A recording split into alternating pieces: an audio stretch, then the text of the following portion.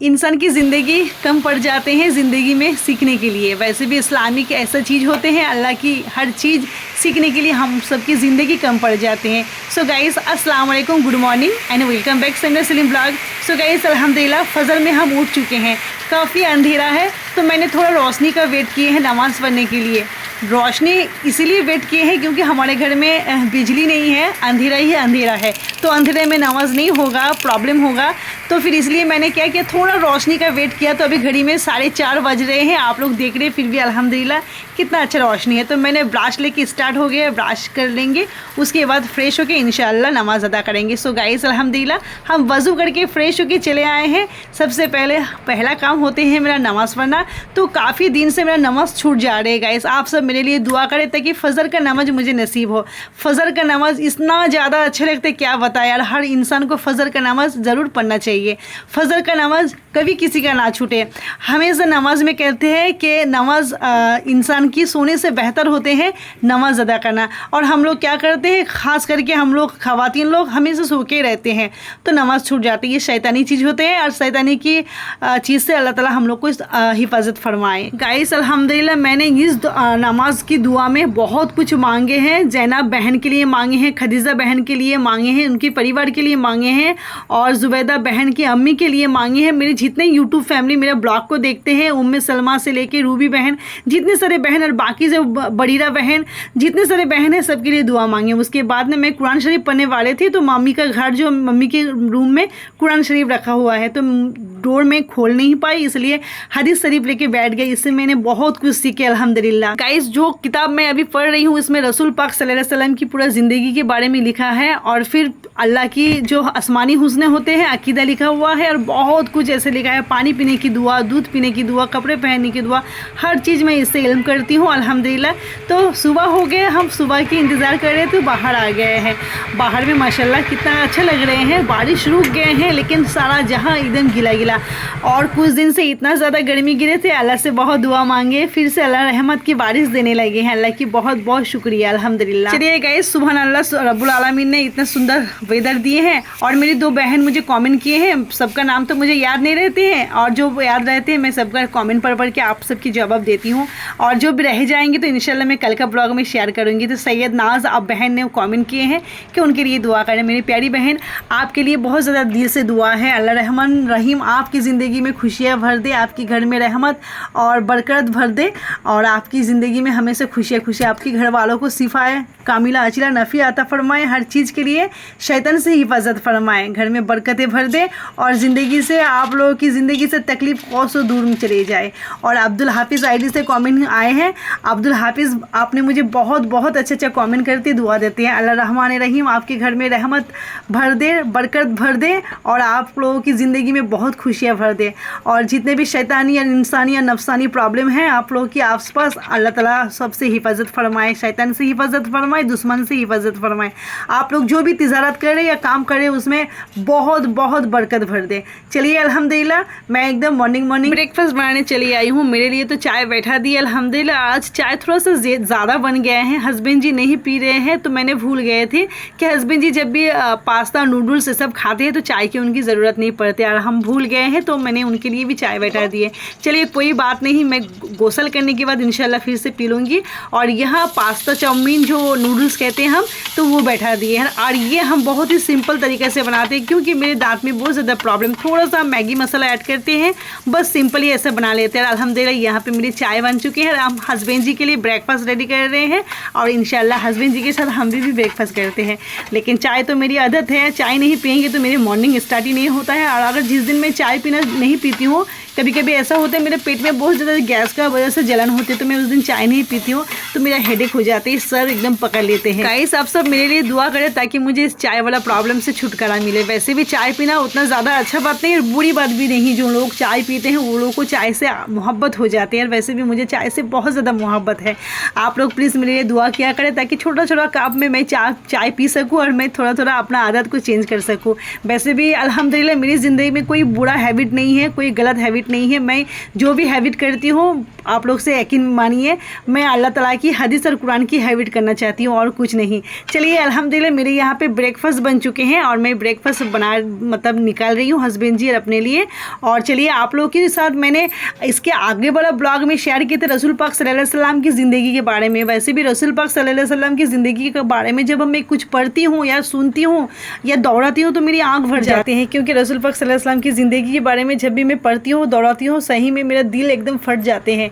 तो रसूल पाक सल्लल्लाहु अलैहि वसल्लम जब दुनिया में आए नहीं, अपनी माँ की गोद में 6 महीने के थे तब पापा को खो दिया, यानी वालिद साहब को खो दिया। जब 6 साल की हुए तो अम्मा जान को खो दिए हैं, और जब 8 साल की हुए हैं तो अपने दादा जान को खो दिए हैं, अबू मुत्तलिब। और बहुत बहुत बहुत मोहब्बत करने वाले दादाजी थे।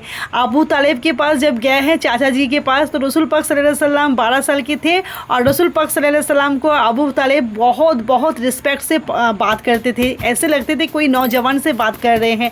रसूल पाक सल्लल्लाहु अलैहि वसल्लम बहुत ही अल्लाह ताला ने उन्हें बहुत ही शान से बहुत ही इज़्ज़त से दुनिया में लाए थे। अल्हम्दुलिल्लाह आप सब बहुत कुछ जानते हैं और अल्हम्दुलिल्लाह हमें भी बहुत कुछ पता है, थोड़ा थोड़ा पता है, बहुत कुछ नहीं, और वो सब आप लोग से शेयर करती हूँ ताकि इस वीडियो आप लोग को अच्छा लगे, आप लोग किसी शेयर करें किसी के पास। चलिए गाइस मैं आप लोग से शेयर करती हूँ माँ खदीजा कब रसूल पाक की ज़िंदगी में आए हैं और कैसे आए हैं, और माँ खदीजा ने क्या क्या किया रसूल पाक सल्लल्लाहु अलैहि वसल्लम के लिए।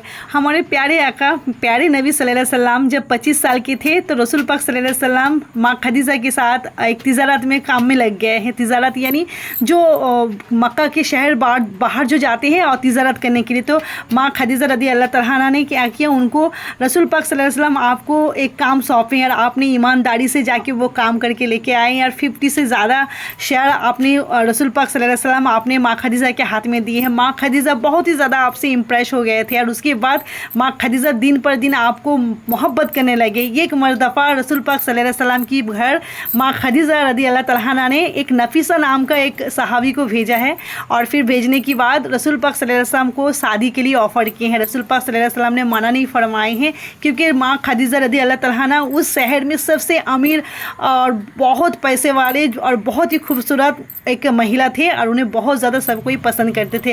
राजा लोग भी चाहते थे कि माँ खदीजा रदी अल्लाह तआला के साथ उनकी सबकी शादी हो। वैसे भी माँ खदीजा रदी अल्लाह तआला 2 बार पहले शादीशुदा हो चुके थे, उनके हस्बैंड इंतकाल हो चुके थे, फिर रसूल पाक सल्लल्लाहु अलैहि वसल्लम आपने उनके साथ शादी किए हैं। और उस टाइम हमारे नबी पाक सल्लल्लाहु अलैहि वसल्लम की उम्र थे 25 साल मुबारक। तो रसूल पाक आपने माँ खदीजा के साथ शादी होने के बाद फिर माँ खदीजा के घर में रहने लगे हैं, अपनी चाचा जान के घर छोड़ के। रसूल पाक सल्लल्लाहु अलैहि वसल्लम आप माँ खदीजा को इतना ज़्यादा मोहब्बत करने लगे, इतना ज़्यादा रिस्पेक्ट करने लगे, क्योंकि माँ खदीजा आपसे उम्र में 15 साल की बड़े थे, और माँ खदीजा आपको हर चीज़ के लिए हर चीज़ आपके कदमों में रख दिए हैं, दौलत शौहरत हर चीज़ आपसे इतना ज़्यादा मोहब्बत करने लगे, आपको इतना रिस्पेक्ट। और इस दुनिया में शायद ही कोई औरत अपने शौहर को इतना ज़्यादा मोहब्बत रिस्पेक्ट करते हैं। गाइस अम्मा खदीजा रदी अल्लाह तआला की ज़िंदगी से हम लोग को सीखना है कि शौहर के साथ कैसे बर्ताव किया जाते हैं, शौहर के साथ कैसे मोहब्बत किया जाते हैं। हर शौहर के पास दौलत हो ये ज़रूरी नहीं है, लेकिन हर शौहर के दिल में बीवी के लिए प्यार हो ये बहुत इंपॉर्टेंट रखते हैं। और बीवी को शौहर के दिल में प्यार रखना और शौहर को इज़्ज़त करना ये बहुत इंपॉर्टेंट होते हैं।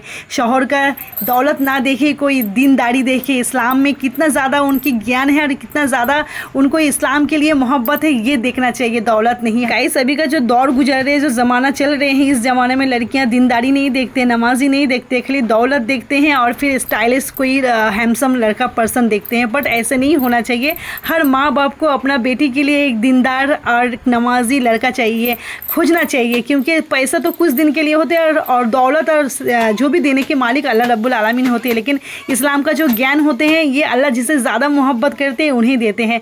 जो कहते हैं ना आम हिदायत और स्पेशल हिदायत, आम हिदायत हर इंसान को दिए हैं। जो आम हिदायत होते हैं जो इंसान जानते हैं कि ये अच्छा चीज़ है, वो बुरा चीज़ है, इसे खाना चाहिए, उसे नहीं खाना चाहिए, ये आम हिदायत होते हैं। लेकिन जो आसमानी हिदायत होते हैं, कुरान की हिदायत होते हैं, ये अल्लाह स्पेशल लोगों को देते हैं, मोहब्बत करने वालों को देते हैं। अल्लाह हर इंसान को नमाजी बनाए, हर मुसलमान को मोमिन बनाए। चलिए मेरे जितने सारे बहन मेरे ब्लॉग को देखते हैं उनमें से अगर कोई बहन मतलब अभी तक मैरिड नहीं हुए हैं, अनमैरिड है, आप लोग प्लीज़ दीनदार लोगों को देख के मोहब्बत या फिर शादी कीजिएगा, ताकि आप लोगों की ज़िंदगी बहुत बेहतर और खूबसूरत हो। पैसे से कभी ज़िंदगी खूबसूरत नहीं होती है, पैसे से बहुत कुछ खरीदा जाता है, लेकिन अल्लाह की मोहब्बत और दीनदारी जो होते हैं, इस्लामी का ज्ञान, ये अल्लाह की रहमत से ही मिलते हैं अल्हम्दुलिल्लाह। सो गाइस अल्हम्दुलिल्लाह मेरे शौहर यानी मेरे प्यारे हस्बैंड जी यहाँ पे रेडी हो चुके हैं नमाज के लिए है।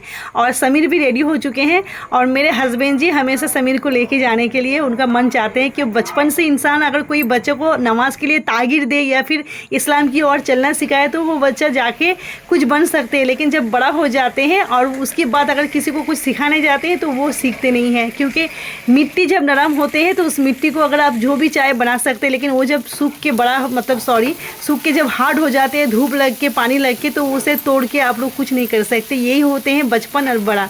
तो हर माँ बाप को छोटा सा बच्चे से ही बच्चे को आदत देना चाहिए, इस्लाम की ओर भेजना चाहिए, क्योंकि हर माँ की फ़र्ज होते हैं बच्चों को आँख की जलन से बचाना।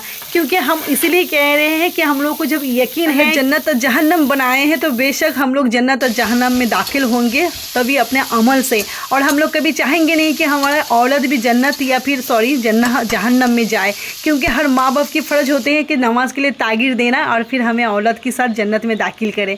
अल्हम्दुलिल्लाह मेरी तो औलाद नहीं है, अगर अल्लाह ताला मुझे औलाद नवाजे तो मैं ज़रूर इस्लाम की ज्ञान और बहुत ज़्यादा इस्लाम में उसे हमेशा तागिर देते रहूँगी। चलिए गाइस, अल्हम्दुलिल्लाह आप सबसे बात करते करते मैं काफ़ी दूर आ चुकी हूँ और रसूल पाक सल्लल्लाहु अलैहि वसल्लम की ज़िंदगी के बारे में कुछ शेयर किया आप लोग से। माँ खदीजा कैसे थे रसूल पाक सल्लल्लाहु अलैहि वसल्लम अपनी ज़िंदगी में एक पल बहुत अकेला हो गया थे जब उनकी चाचा जान दुनिया से चले गए थे, और फिर उसके बाद माँ खदीजा रदी अल्लाह तआला अन्हा भी चले गए थे और रसूल पाक सल्लल्लाहु अलैहि वसल्लम अकेला पड़ गए हैं। और उसके बाद जाके अल्लाह ताला ने शब मिराज में उन्हें बुलाए हैं। तो गाइस अल्हम्दुलिल्लाह दोपहर के लंच करने के बाद हमने एकदम शाम में नींद से उठे हैं और लगभग अभी घड़ी में 6 बजने वाला है और अभी हम ब्रेकफास्ट नहीं चाय नाश्ता करेंगे।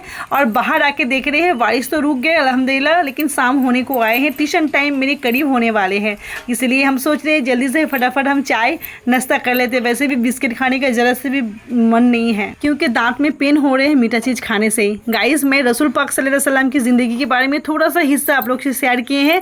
नेक्स्ट वीडियो में कोशिश करेंगे ज़्यादा से ज़्यादा वीडियो बड़ा करें और आप लोग से शेयर करें, क्योंकि रसूल पाक सल्लल्लाहु अलैहि वसल्लम की ज़िंदगी के बारे में बहुत कुछ जानना चाहिए, इंसान को सीखना चाहिए। आप लोग प्लीज़ मेरे पास रहिएगा और मुझे मोहब्बत दे के सपोर्ट करते रहिएगा। तो यहाँ पे क्या किया, हम चाय बना लिए हैं और चाय नहीं पीते तो मेरा एकदम दिमाग कोई काम नहीं करते। ट्यूशन पढ़ाने से पहले मुझे चाय चाहिए। तो गाइज़ यहाँ पे शौहर के लिए मैंने थोड़ा सा चाय ली है और खुद के लिए थोड़ा सा कम ली है और थोड़ा कड़क वाला चाय बनाए। अल्हम्दुलिल्लाह दोनों चेस कर लिए, बैठ गए हैं चाय पीने। दोनों चाय पीते पीते 10 मिनट कम से कम एक साथ गप किए हैं। बहुत अच्छा मोमेंट हम लोग का होते हैं ये पल।